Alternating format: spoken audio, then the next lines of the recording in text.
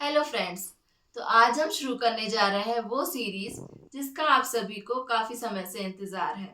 इस सीरीज में मैं आपको बताऊंगी कि कैसे हम अपनी और अपने बच्चों की डेली रूटीन और हैबिट्स में चेंज करके थोड़े बहुत हम उनकी ग्रहों को स्ट्रॉन्ग कर सकते हैं। वैसे आप सब लोग सोच तो रहे होंगे कि ये कैसी सीरीज है जिसमें हम बच्चों के ग्रहों को स्ट्रॉन्ग करने की बात कर रहे हैं। तो उससे पहले मैं आपको बताना चाहूंगी कि ये विचार मेरे मन में क्यों आया। आप सभी जानते हैं कि जिसकी लाइफ में कुछ प्रॉब्लम्स चलती हैं तो वो अपनी कुंडली का एनालिसिस कराने आते हैं। मेरे पास भी काफी लोग आए अपनी कुंडली का एनालिसिस कराने के लिए। इसमें लोगों की काफी प्रॉब्लम्स होती थी, जैसे एजुकेशन के रिलेटेड, जॉब, बिजनेस, शादी, बच्चे और कुछ मेंटल हेल्थ को लेकर लोग मेरे पास अपनी प्रॉब्लम लेकर आए कुंडली को लेके।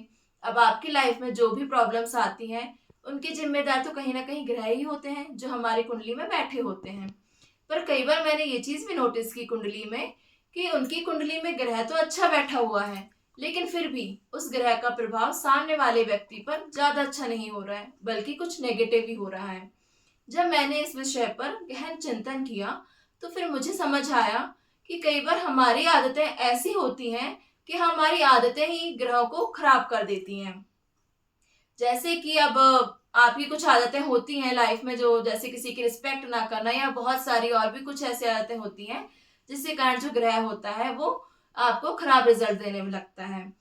अब यदि मान लीजिए आप आए 30+ व्यक्ति कोई मेरे पास आता है, अपनी कुंडली दिखाता है। अब मैं उसको बोलूं कि हाँ भाई ये ग्रह आपका खराब फल दे रहा है, आप ये उपाय कर लीजिए। तो यदि मान लीजिए 30 साल के बाद आप अपनी आदतों में चेंज करते हैं तो वो ग्रह क्या होगा, सिर्फ रिकवर होगा, लेकिन पॉजिटिव होने में उसको बहुत टाइम लग जाएगा।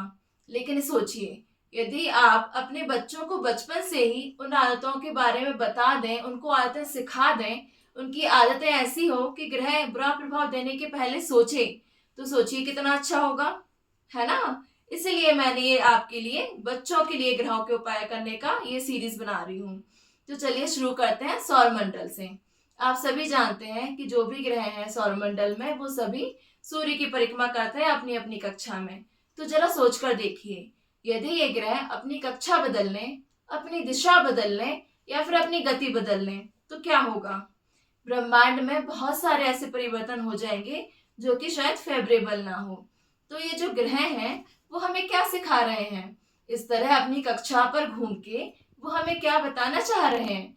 वो बताना चाह रहे हैं कि हमारी लाइफ में भी लिमिटेशन होनी चाहिए, मर्यादा होनी चाहिए और अनुशासन होना चाहिए। मर्यादा, अब आप सोचेंगे हमारे बच्चे तो बहुत मर्यादा में रहते हैं, उनके पास हमने उसको सारी लिमिटेशन सिखा रखी है।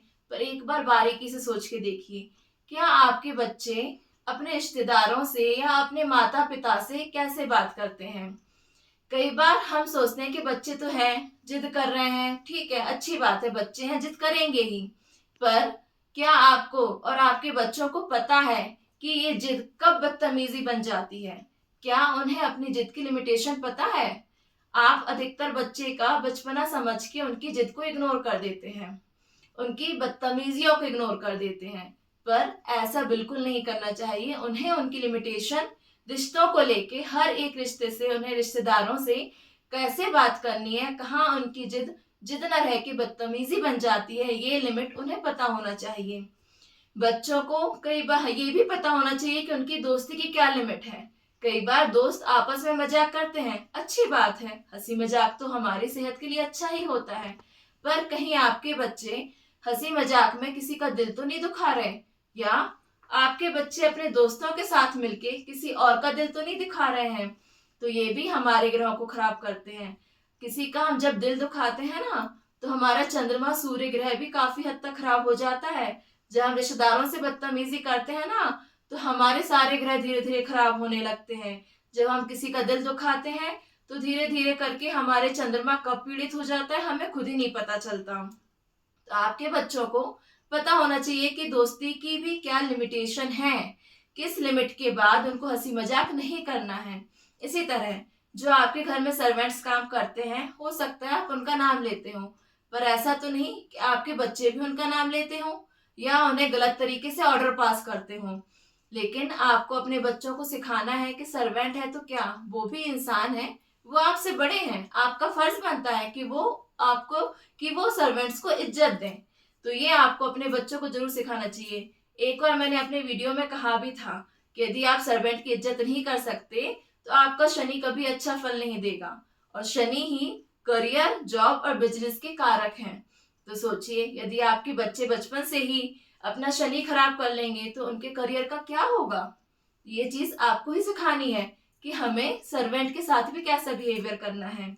ऐसे ही जो हमारा पर्यावरण है, पेड़ पौधे हैं, नदी है और जो जानवर हैं, उनकी भी एक मर्यादा है, उनकी भी आपको बच्चों को इज्जत करना सिखाना चाहिए। जो पेड़ पौधे हैं ना, ये बुद्ध का रूप होते हैं, और जो जानवर हैं, कुत्ते हैं, बिल्ली हैं, ये सब होते हैं केतु का रूप। और कुछ जानवर राहु का भी रूप होते हैं, जैसे कि हाथी। और भी तरह के जानवर होते हैं जो बाकी ग्रहों के लिए उनका काम करते हैं। तो कई बार कई बार हमारे बच्चे क्या करते हैं, गए पत्ता तोड़ा फेंक दिया, फूल तोड़ा फेंक दिया, कोई जानवर दिखा उसको पत्थर मार दिया, नदी में बैठ बैठे कंकड़ फेंक रहे हैं। पर उनको ये सिखाना बहुत जरूरी है कि ये जो पेड़ पौधे हैं, जानवर हैं, ये सब लिविंग थिंग्स हैं, इनको भी पेन होता है।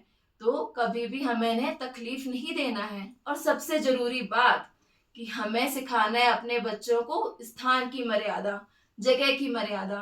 क्या कभी हम डिस्को में साड़ी या लहंगा पहन के जाते हैं? क्या आप लोग कभी डिस्को में शेरवानी पहन कर गए हैं? नहीं ना। तो फिर कैसे हमारे बच्चे मंदिर में शॉर्ट्स पहन के चले जाते हैं, या वो कपड़े पहन के चले जाते हैं जो हम जनरली डिस्को या पार्टी में पहनते हैं। या हमारे फैमिली फंक्शन में भी हम कई बार हम मर्यादा नहीं रखते, अपने बच्चों को नहीं सिखाते हैं कि उन्हें क्या पहन के जाना चाहिए। तो आपको ये चीजें बच्चों को सिखानी है कि किस जगह की क्या मर्यादा होती है। आप सभी जानते हैं, जैसे जो मंदिर है, मंदिर तो गुरु ग्रह और सूर्य ग्रह को ही दर्शाता है ना। यदि आप वहां पर यदि अपने कपड़ों का, उठने बैठने का, आचार विचार का और व्यवहार का ध्यान नहीं रखेंगे तो सोचिए आपके गुरु ग्रह आपको क्या ही देंगे, जो आप उनकी इतनी बेइज्जती कर रहे हैं। तो जगह की मर्यादा का ज्ञान भी होना चाहिए कि किस जगह कैसे कपड़े पहनने हैं, कैसे उठना बैठना है, कैसा आचार विचार रखना है और कैसा व्यवहार रखना है। जैसे कि आपको पता ही है, मर्यादा और अनुशासन का पालन करने से श्री राम भगवान राम बन गए। तो यदि हमारे बच्चे भी मर्यादा और अनुशासन का पालन करना सीख जाएंगे तो क्या वो अच्छे इंसान नहीं बन पाएंगे। अब बात आती है अनुशासन की। आजकल का जो डेली रूटीन है बच्चों का, इतनी सारी क्लासेस जाते हैं तो हम उन्हें बहुत ज्यादा डिसिप्लिन नहीं कर पाते हैं, और शायद आजकल के जमाने में इतना पॉसिबल ना भी हो। पर हम उनके सोने का, उठने का, नहाने का, प्रार्थना करने का और खाना खाने का इतना समय तो हम फिक्स कर ही सकते हैं। सिर्फ इतना करने से ही देखिए कैसे आपके बच्चों के हेल्थ में, मेंटल हेल्थ में, आचार विचार और व्यवहार में अंतर आता है। ये आप खुद ही देख पाएंगे और खुद ही नोटिस कर पाएंगे। तो बताइए आपको मेरा वीडियो कैसा लगा। जैसा भी लगा हो कमेंट बॉक्स में कमेंट करना मत भूलिएगा। और इसी तरह मेरी इस सीरीज से जुड़े रहने के लिए मेरे चैनल को लाइक, शेयर एंड सब्सक्राइब कीजिए। साथ ही बेल आइकन को दबाना मत भूलिएगा ताकि समय पर आप एपिसोड्स का लाभ ले सकें। और हाँ, अभी तो मैंने सिर्फ जनरल चर्चा की है सारे ग्रहों को लेकर। अगले एपिसोड से मैं आपको बताऊंगी कि किसी पर्टिकुलर ग्रह जैसे सूर्य के लिए हम क्या चेंज कर सकते हैं अपनी लाइफ में, चंद्रमा को अच्छा करने के लिए क्या कर सकते हैं, बुध को अच्छा करने के लिए क्या कर सकते हैं। तो इसी तरह हमारी सीरीज कंटिन्यू रहेगी, अलग अलग एपिसोड में अलग अलग ग्रहों के साथ, अलग अलग आदतों के साथ। Thank you.